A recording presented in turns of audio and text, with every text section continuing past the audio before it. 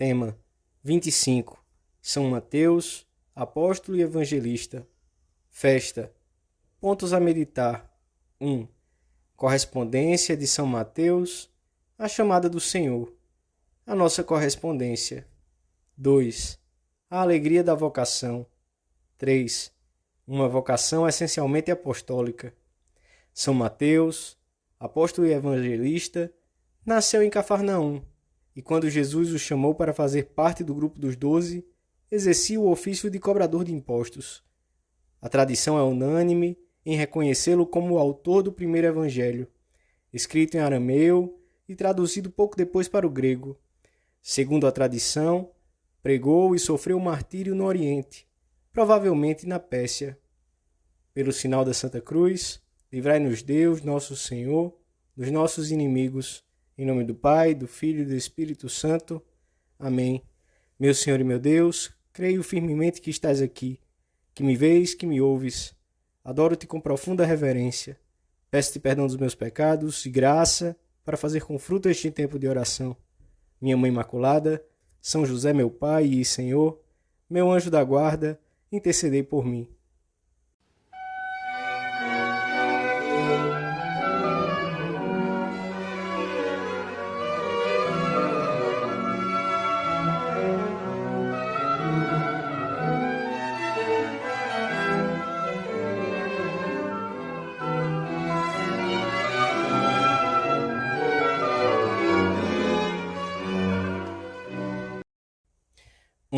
São Marcos, São Lucas e o próprio São Mateus narram a vocação deste apóstolo imediatamente após o relato da cura do paralítico de Cafarnaum.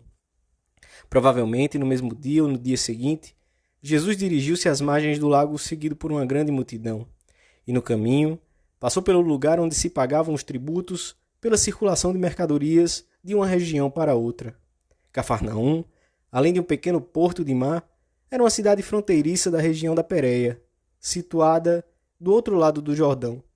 Mateus, como publicano, estava a serviço de Herodes e, sem ser funcionário, era arrendatário de impostos. Esse ofício era mal visto e mesmo desprezado pelo povo, embora também fosse muito cobiçado, porque permitia enriquecer-se em pouco tempo. Mateus devia ter uma boa posição, pois pôde oferecer um grande banquete em sua casa, de que participou grande número de publicanos e outros que estavam sentados à mesa com eles. Passando Jesus, convidou-o a segui-lo, e ele, levantando-se, seguiu-o. Foi uma resposta rápida e generosa. Mateus, que certamente conhecia o mestre de outras ocasiões, devia estar à espera desse grande momento, pois não duvidou a primeira insinuação em deixar todas as coisas para seguir Jesus. Só Deus sabe o que viu em Mateus naquele dia, e só o apóstolo sabe o que viu em Jesus para deixar imediatamente a mesa dos impostos e segui-lo. Ao manifestar uma decisão pronta e ao desprender-se tão subitamente de todas as coisas da vida, Mateus testemunhava muito bem, pela sua perfeita obediência, que o Senhor o tinha chamado no momento oportuno. O instante e a situação em que o Senhor se insinua numa alma e lhe pede uma entrega sem reservas são os que Deus previa na sua providência, e são, portanto, os mais oportunos. Umas vezes será em tenra idade, e para essa pessoa esse será o melhor momento para seguir a chamada do Senhor.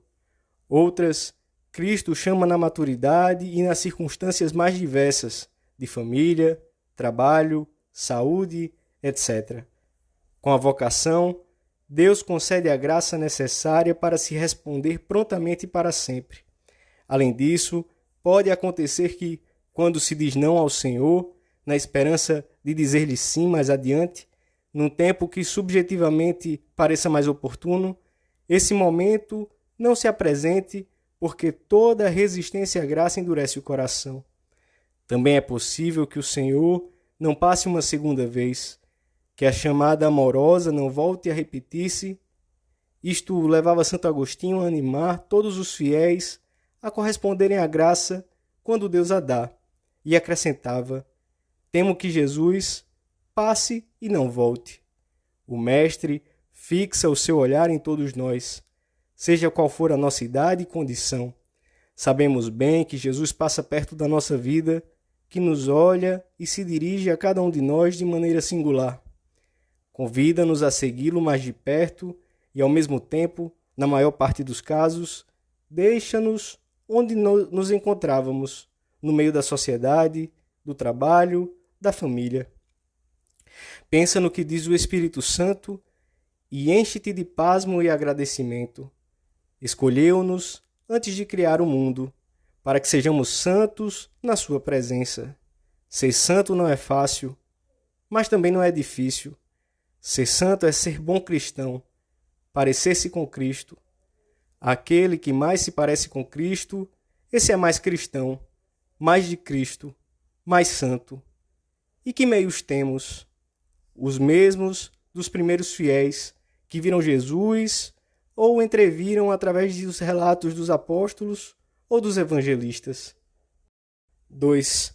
Para celebrar e agradecer a sua vocação, São Mateus deu um grande banquete ao qual convidou seus amigos, muitos dos quais eram tidos por pecadores. Esse gesto reflete a alegria do novo apóstolo pela sua vocação, que é um grande bem e que deve alegrar-nos sempre. Se reparamos apenas na renúncia que todo o convite de Deus para segui-lo com passo mais firme traz consigo, se nos detemos apenas no que é preciso deixar e não no dom de Deus, no bem que Ele vai realizar em nós e através de nós, pode acometer-nos a tristeza do jovem rico, que não quis deixar suas riquezas e se retirou triste. Pensou apenas nas coisas que deixava e não chegou a conhecer a maravilha de estar com Cristo e de ser instrumento para coisas grandes. Talvez ontem fosses uma dessas pessoas amarguradas nos seus sonhos, decepcionadas nas suas ambições humanas. Hoje, desde que Ele se meteu na tua vida, obrigado, meu Deus, ris e cantas e levas o sorriso, o amor e a felicidade aonde quer que vais. A vida de quem foi chamado por Cristo, e todos nós o fomos, não pode ser como a daquele personagem que Jesus menciona quando já parece ter concluído a parábola do filho pródigo. O irmão mais velho que permaneceu na casa paterna, que foi um bom trabalhador, que não saiu dos limites da fazenda, que foi fiel, mas sem alegria, sem caridade para com o irmão, que por fim acabava de voltar. É a imagem viva do justo que não consegue compreender que a possibilidade de servir a Deus e gozar da sua amizade e presença é já uma contínua festa. Não entende que a recompensa já se encontra no próprio serviço a Deus, que servir é reinar. Deus espera de nós um serviço alegre, não de má vontade, nem forçado, porque Deus ama aquele que dá com alegria. Quando servimos o Senhor, quando dizemos sim às suas chamadas, sempre temos suficientes motivos de festa, de ação de graças, de alegria. São Mateus converteu-se numa testemunha excepcional da vida e dos atos do Mestre. Um pouco mais tarde, seria escolhido como um dos 12 que seguiriam o Senhor em todos os seus passos. Escutou as suas palavras, contemplou os seus milagres, esteve entre os íntimos que celebraram a última ceia, assistiu à instituição da Eucaristia, ouviu o testamento do Senhor centrado no preceito do amor e acompanhou Cristo no Horto das Oliveiras, onde começaria, com os outros discípulos, um calvário de angústia, especialmente por ter também abandonado Jesus. Depois, muito poucos dias depois, saboreou a alegria da ressurreição e, antes da ascensão, recebeu o mandato de levar a boa nova até os confins da terra. Mais tarde, também com os discípulos e a Santíssima Virgem, recebeu o fogo do Espírito Santo no dia de Pentecostes. Ao escrever o seu Evangelho, reviveu sem dúvida todos os gratos momentos passados ao lado do Mestre. Compreendeu que a sua vida tinha valido a pena. Que diferença se tivesse ficado naquela manhã agarrado ao telônio dos impostos e não tivesse seguido Jesus que passava.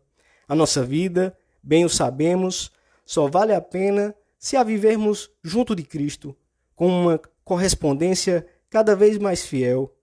se soubermos responder a cada apelo de Jesus com sim, pronto e alegre. 3. Ao banquete oferecido por Mateus, assistiram os seus amigos e muitos conhecidos. Alguns eram publicanos. Os fariseus e escribas murmuravam entre si e diziam aos discípulos de Jesus: Por que comeis e bebeis com os publicanos e pecadores?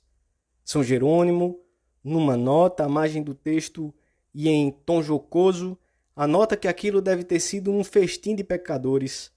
O mestre assistiu ao banquete em casa do novo discípulo e deve tê-lo feito de bom grado, com gosto, aproveitando aquela oportunidade para conquistar a simpatia dos amigos de Mateus. E aos comentários mal-intencionados dos fariseus, respondeu-lhes com um ensinamento cheio de sabedoria e simplicidade. Os sãos não têm necessidade de médico, mas sim os enfermos. Muitos dos assistentes ao banquete sentiram-se acolhidos pelo Senhor, e é provável que, decorrido algum tempo, tivessem recebido o batismo e passado a ser cristãos fiéis. O Senhor ensina-nos com o seu exemplo a estar abertos a todos para ganhar a todos. O diálogo de salvação não ficou condicionado pelos méritos daqueles a quem se dirigia, nem pelos resultados favoráveis ou contrários. Os sãos não têm necessidade de médico, mas sim os enfermos. O diálogo de salvação abriu-se, é oferecido a todos, abriu-se para todos os homens, sem discriminação alguma. Ninguém pode ser-nos indiferentes. Quanto maior a necessidade, maior deve ser o nosso empenho apostólico, maiores os meios sobrenaturais e humanos que temos de empregar. Vejamos agora na nossa oração se mantemos um trato acolhedor com todas as pessoas, mesmo com aquelas que parecem estar mais longe das nossas ideias e do nosso modo cristão de pensar e de ver a vida. Tens razão. Do alto do cume, escreves-me em tudo o que se divisa, e é um raio de muitos quilômetros. Não se enxerga uma única planície, por detrás de cada montanha, outra ainda. Se em algum lugar a paisagem parece suavizar-se, mal se levanta um nevoeiro, aparece uma serra que estava oculta. É assim mesmo. Assim tem que ser o horizonte do teu apostolado. É preciso atravessar o mundo, mas não há caminhos feitos para vós. Tereis que fazê-los através das montanhas, a força das vossas passadas. Agradeçamos hoje ao apóstolo o evangelho que nos legou e peçamos-lhe, por intercessão da Virgem Maria, que saibamos também ir em busca dos nossos antigos amigos e procurar sempre outros novos, para que conheçam o Mestre e se sentem à mesa com ele. Que o Senhor nos torne audazes e nos dê espírito de conquista. Dou-te graças, meu Deus, pelos bons propósitos, afetos e inspirações que me comunicaste nesta meditação. Peço-te ajuda para os pôr em prática. Minha Mãe Imaculada, São José, meu Pai e Senhor, meu anjo da guarda, intercedei por mim.